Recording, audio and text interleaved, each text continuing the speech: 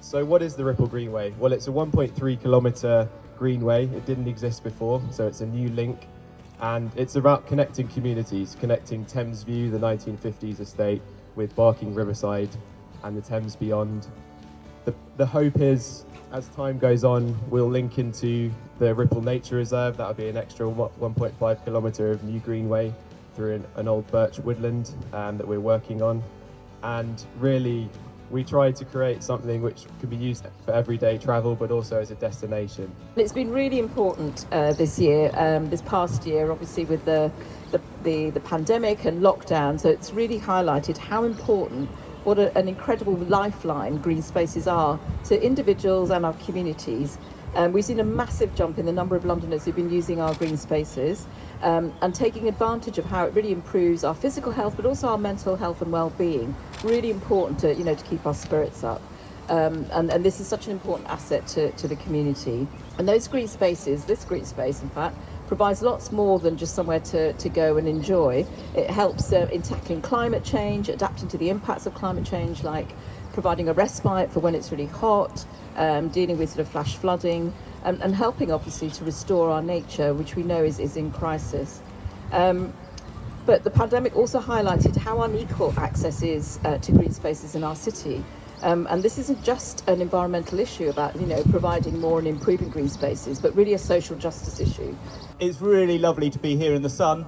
It's really lovely to be outside. It's really lovely to see people face to face rather than just over screens. And it's really nice to be here in this wonderful new park.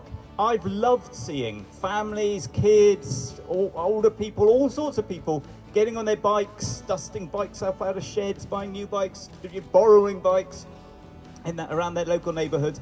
And this happened so much that, in fact, when we looked at the numbers, the TfL team didn't believe the numbers and thought the whole system had broken and had to go out and check them all, because so many people were enjoying spaces like this to get active.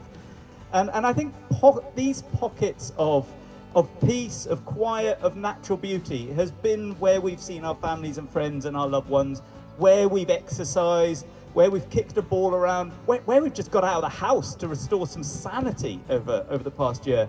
And I think one of the most important lessons that I've learned about working on the Ripple Greenway is that one thing leads to another. One conversation opens up another conversation, and having that consistency and developing those relationships and holding them over a period of time can really deliver, extraordinary change.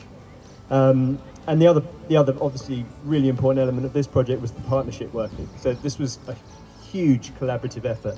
Working with Sustrans was totally different. The reason why it was totally different was because they actually listened to what the Access Group said and what the Access Group wanted. And we've got this wonderful new path which makes it so much easier for people like myself.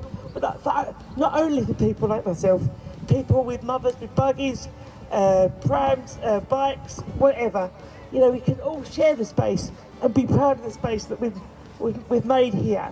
We were talking about the local residents. Their input has proved inspirational, helping us to deliver not an important walking and cycling way, connecting the River Thames to the rest of the borough. It offers something to everyone, and I know it will be well used. And our train, a series of wildlife habitats with play facilities, the benches and the quiet areas, so much more. A peaceful, a very functional new part of the borough and an important part of our future.